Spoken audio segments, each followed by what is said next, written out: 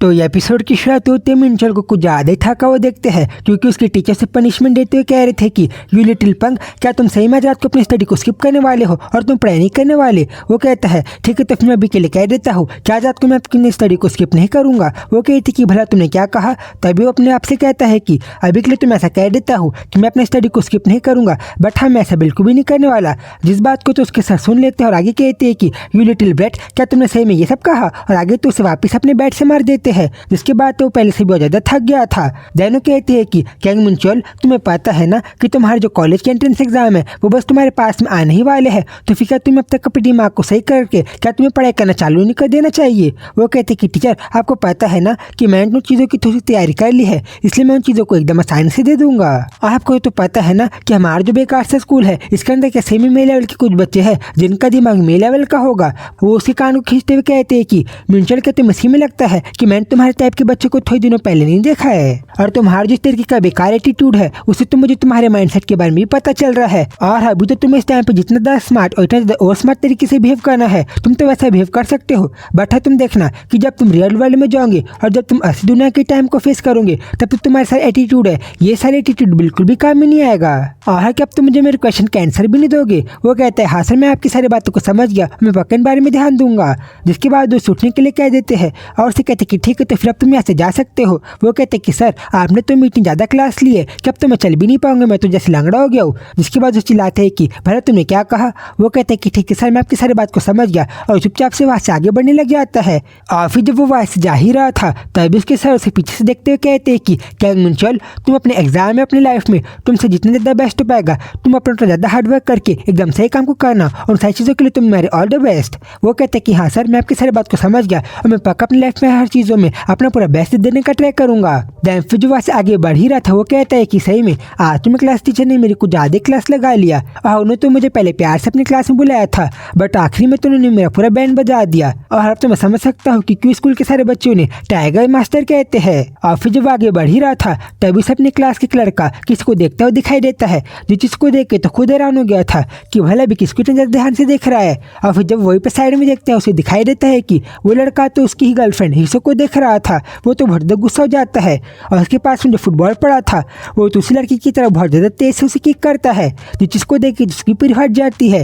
वो तो खुद हैरान हो गया थी कि वॉट, भला ऐसा कैसे हो सकता है, बट थैंकफुली वो बॉल उसे लगने से बच जाती है और कहता है कि यू फकिंग बास्टर्ड, भला क्या तुम सही में ऐसा करोगे, और तुमने तो मुझे बहुत ज़्यादा डरा दिया था मुंचल, और तुम्हें तो सही में इतना ज़्यादा क्रेजी तरीके से बिल्कुल बिहेव नहीं करना चाहिए था। वो उसके पास आता है, उसे बहुत सीरियस तरीके से कहता है कि क्या तुम्हें पता है ना कि तुम अब जिस लड़की को देख रहे थे वो तो तुम्हारी बहन टाइप की है, और तुम्हें तो सही में अपनी सिस्टर इन लॉ को इतनी ज़्यादा बुरी नज़रों से बिल्कुल भी नहीं देखना चाहिए। बाइडेन थोड़ा सा अपने आप को संभाल के उसे कहता है कि सही में तुम अपने आप को थोड़ा सा बिहेव करो, और तुम तो सही में हम लोग एक ही क्लास में पढ़ते हैं ना, इसलिए मुझे तुझसे बिल्कुल भी फाइट नहीं करना चाहिए, और तुम आगे से बिल्कुल भी मत करना, क्योंकि नेक्स्ट टाइम से तो मैं तुम्हारी इसी गलतियों को बिल्कुल भी इग्नोर नहीं करूंगा और तुम्हारी बैंड ही बजा दूंगा।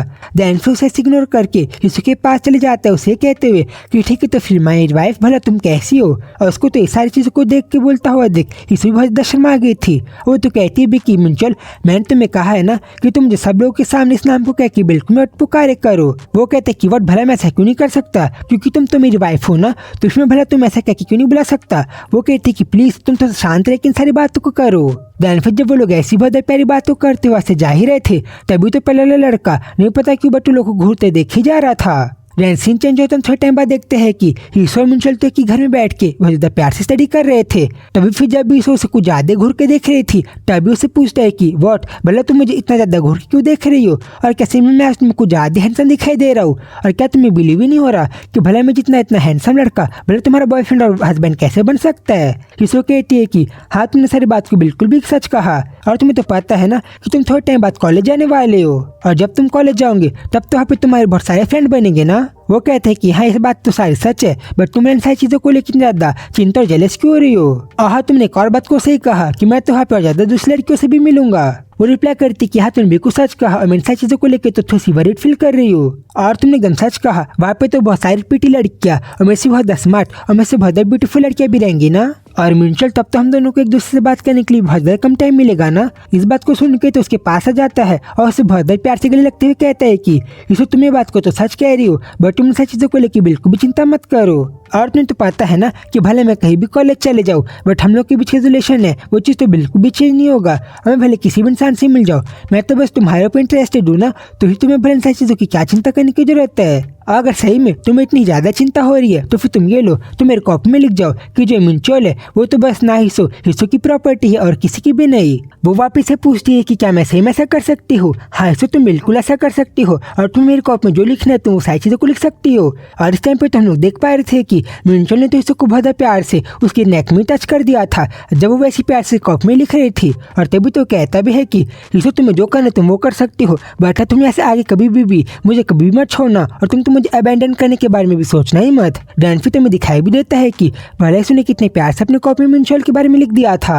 डैन्सी चेंज होते हुए मिंचोल को पहले की तरह अपने काम की जगह में देखते हैं, जहाँ पे अपने दोस्त से पूछते हैं कि भला तुम मुझे क्या चीज को दे रहे हो। वो उसे बताता है कि अरे कुछ नहीं, ये तो बस मेरे वेडिंग का इन्विटेशन है। व्हाट भला तुमने क्या कहा, तुम वेडिंग कर रहे हो? हाँ तुम मेरे को सही कहा और थोड़ी टाइम बाद तुम्हारी शादी भी हो जाएगी। व्हाट तुमने तुम्हें इस बारे में कुछ भी नहीं बताया और कि तुमसे मैं इतनी ज्यादा जल्दी शादी करने वाले हो। वो कहते हैं कि हाँ तुम मेरे को सच कहा और मैं जिस शादी कर रहा हूँ वो तो मेरी गर्लफ्रेंड है। वो अच्छा ऐसा है क्या? अगर वो तुम्हारी गर्लफ्रेंड बनने वाली है तब तो तुम्हारी तरह बहुत ज्यादा प्यारी और बहुत ज्यादा समझदार होगी। हाँ तुमने ये बात को भी सही कहा।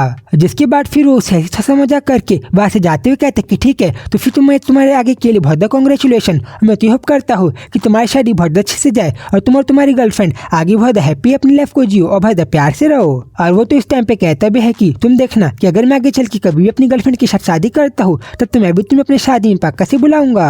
और जब वो ऐसे हैप्पी होते हुए आगे बढ़ रहा था तभी तो कहता भी है कि सही में अगर मुझे यीशु के साथ शादी करना है तब तो मुझे आगे सियोल की जगह में अपने अपार्टमेंट को भी लेना पड़ेगा, मुझे थोड़ा सा पैसे को भी जमा करना पड़ेगा। और कई गलती से ऐसा न हो जाए कि मैं अपने घर को खरीदते हुए और पैसे को जमा करते हुए बहुत 94 ईयर्स का बूढ़ा आदमी ना बन जाऊँ। और मुझे तो पता है कि इसको को तो बहुत जल्दी से ठंड लग जाती है, इसलिए मुझे कुछ ज्यादा अच्छे बिल्डिंग को खरीदना पड़ेगा ताकि हम लोग की चल के बहुत शादी करने के बाद अच्छे से रह पाए। देन स्माइल करते हुए कहते हैं कि सही में अभी जब मैं इस अपने आपको लेकर इतनी ज्यादा प्लानिंग कर रहा हूँ और मैं इतनी ज्यादा चीजों को सोच रहा हूँ तब तो थोड़ा टाइम पहले नहीं पता क्यों मुझे लेके कुछ ज्यादा जेलस और कुछ ज्यादा चिंता में पड़ गई थी। बट है बात तो सच है, जब वो मुझे लेके थोड़ी जेलस हो रही थी और थोड़ा सा चिंता कर रही थी वो सारी चीजों को देख के तो मुझे बहुत अच्छा और प्यारा फील हो रहा था। बट जब इन बातों को सोचते आगे बढ़ ही रहा था तब नहीं पता कि बट उसे किसी की चिल्लाने की आवाज सुनाई देती है, जिसको देख के तो खुद बहुत हैरान हो गया था कि वट भला ऐसे कैसे सकता है। देन तभी थोड़ा सा रुकता है और तभी उसे दिखाई देता है कि यीशु के फादर उसके ऊपर चिल्ला रहे थे कि भला तुमने उस चीज को कहाँ छुपाया है और भला तुम्हें सारी क्या हरकत कर रही हो और क्या तुम मुझे बताओगी कि भला तुमने उस बीच को कहाँ पे रखा है। बट यहाँ पे हमें क्लियरली पता नहीं चलता कि वो किस बारे में बात कर रहा है। देन आगे मिंचल को दिखाई देता है कि भला उसके फादर ने यीशु को कितने ज्यादा बुरी तरीके से मारा था, जिस चीज से उसके पूरे बॉडी में थोड़े से निशान भी आ गए थे। जिस चीज को जैसे देखता है वो तो हड़बड़ी उसके पास जाता है और उसे संभालते उसे आगे खींचते हुए कहते हैं कि यीशु रन तुम जल्दी से भागो, क्योंकि अगर तुमने ऐसा नहीं किया तब तो तुम आगे और ज्यादा हट हो सकती हो। बट तब इसके फादर कहते कि व्हाट द हेल, भला तुम कौन सा आदमी हो और इसो अगर तुम बस अपनी मॉम की तरह दिखाई दे रही हो तो फिर क्या तुमने सेम इतनी ज्यादा जल्दी इस यंग लड़की को थोड़ा सा ज्यादा ही अपनी तरफ अट्रैक्ट कर लिया है और तुम इसका यूज कर रही हो। जिसपे मिंचल गुस्से में कहते कि व्हाट भला पेशारी क्या बकवास बात को कह रहे हो और क्या ओल्ड मैन क्या तेरा बुढ़े तेरा दिमाग तो नहीं खराब हो गया है और सही में तुम तो कुछ ज्यादा ही पागल इंसान आदमी हो। बट तब इसके फादर कहते हैं कि क्या तुम मेरे कॉलर को छोड़ोगे, क्योंकि तुम्हें पता है ना कि मेरा जो फेस है ये तो मेरी फैमिली की सबसे बड़ी खासियत है, इसलिए तुम्हें मेरे साथ ऐसी छेड़खानी बिल्कुल भी नहीं करना चाहिए। बट तभी मिंचल कहते कि सही में अगर तुम मेरी वाइफ के फादर नहीं होते तब तो मैं तुम्हें छोड़ता भी नहीं। और तभी हमें दिखाई देता है कि मिंचल ने तो उसके ऊपर बिल्कुल भी हाथ नहीं उठाया था, उसने तो बस मार ही खाया था। जिन सारी चीजों को देख के तो उससे भी अपनी जगह में रुक गई थी, वो तो बहुत सैड हो गई थी। जिस चीज को जैसी मिंचल वापिस से देखता है वो तो आगे कहता है कि यीशु प्लीज तुम तो बिल्कुल भी ज्यादा चिंता मत करो और तुम्हें पता है ना कभी तुम्हें बस यहाँ से भागने की जरूरत है। और उसकी इन सारी प्यारी बातों को सुनने के बाद तो यीशु बेचारी बहुत रोने भी लग जाती है, जिसके कारण तो उसके पूरे आंसू भी आ गए थे। डैन मिंचल वैसे अपने आप को उसके फादर से छुड़ाता है और उसे धक्का देने के बाद वो आशीष के पास जाता है और उसे कहता है कि ठीक है यीशु तो फिर अब तो तुम्हें अपने आप को संभालना ही पड़ेगा। और आगे कहते हैं कि ठीक है तो हम लोग इस बास्टर्ड को जाने देते हैं और अब तुम्हें साथ चलो ताकि मैं तुम्हें बचा पाऊँ। जिसके बाद जब यीशु को ऐसे प्रोटेक्ट करके वहां आगे ले जा रहा था तभी तो कहता भी है कि यीशु तुम्हें पता है ना कि अब तो हमें ऐसे आगे भागना ही पड़ेगा क्योंकि मुझे तुम्हें बचाना ही है। और फिर ऐसे अगले सेकंड में दोनों बिना टाइम वेस्ट किए यीशु के डैड के पास से वहां आगे भाग जाते हैं। जो चीज़ तो हमें क्लियरली दिखाई दे रही थी कि भला दोनों कितनी ज़्यादा हड़बड़ी के साथ कितनी ज़्यादा हड़बड़ी से वहाँ से आगे भाग रहे थे। और फिर ऐसे जब थोड़े टाइम बाद वो दोनों थोड़ा सा आगे बढ़ के थोड़ा सा सेफ जगह में पहुंच गए थे, तभी उससे पूछते कि मुंचल भला तुमने उनके ऊपर हाथ क्यों नहीं उठाया? मुझे तो पता है कि तुम्हें तो फाइट करना अच्छे से आता है, तो तुमने भला रिवर्स बैक और तुमने बैक उनके साथ फाइट क्यों नहीं किया? वो कहता है कि हिस्ट्री में पता है ना कि भले मुझे फाइट करना आता है, बट क्योंकि वो तुम्हारे डैड है मैं उनके ऊपर तो हाथ बिल्कुल भी नहीं उठा सकता। और क्योंकि वो तुम्हारे डैड है मुझे तो इस बारे में भी सोचना था कि अगर मैंने गलती से उनके ऊपर हाथ उठाया तो फिर आगे चल के कहीं तुम्हारे पास आके तुम्हें ज्यादा तंग तो नहीं करेंगे और तुम्हें कुछ और ज्यादा तो नुकसान नहीं पहुंचाएंगे। और तभी मिंचोल की इन सारी प्यारी बातों को सुन के तो इसे तो बहुत ज्यादा केयर होने के बाद कुछ ज्यादा नहीं लगी थी उसकी इन सारी केयरिंग बातों को सुन के। जिस चीज को जैसे ही मिंचोल देखता है वो तो उसकी इन सारी प्यारी चीजों को देख के बहुत स्माइल करने भी लग जाता है। और तभी वो कहते हैं कि जब हम लोग 19 ईयर्स के थे तब हमारे साथ ही सारी चीजें हुई थी और तब जब इसे मेरे पास रो रही थी तब तो मैं उसे संभालने के लिए और कुछ भी नहीं कर पाया था। मुझे तो भी पता था कि अगर मेरे पास जो भी सामान है मैं उन सारे सामान को बीच भी देता हूँ तभी मैं आगे कुछ कर पाऊंगा फिर नहीं। और फिर इन सारी चीज़ों को सोचने के बाद वो उससे पूछता भी है कि तो फिर से क्या तुम मुझे बताओगी कि तो फिर क्या हम लोग को यहाँ से आगे एक दूसरे के साथ बहुत ज़्यादा प्यार से यहाँ से आगे भाग तो नहीं जाना चाहिए? और उसकी इन सारी भागने की बातों को सुनने के बाद तो इससे पूरी शांत हो गई थी, जैसे खुद कंफ्यूज है कि भले लोग आगे क्या करे। और ऐसे तुम्हें पता है कि मेरा जो पास्ट है मेरा फ्यूचर मैं और मेरी सारी चीज़ें मैं उन सारी चीज़ों को बस तुम्हारे साथ ही स्पेंड करना चाहता हूँ, वो भी बस तुम्हारे साथ। और मेरा जो फ्यूचर है मैं उसको भी तुम्हारे साथ बिताना चाहता हूँ। हाँ मेरे से जो पाएगा मैं तो अपनी सारी चीज़ों को भेज दूंगा और मैं तो सारे हार्डवर्क को करूँगा बस तुम्हारे साथ रहने के लिए और बस तुम्हें खुशी पहुँचाने के लिए। और मुझे तो ये बात अच्छे से पता है कि अभी मैं जो इसी को देख रहा हूँ वो इसे तो मुझे बहुत प्यारी लगती है। मैंने इसको जब से आज तक देखा है मुझे तुम अभी बहुत प्यारी लग रही हो।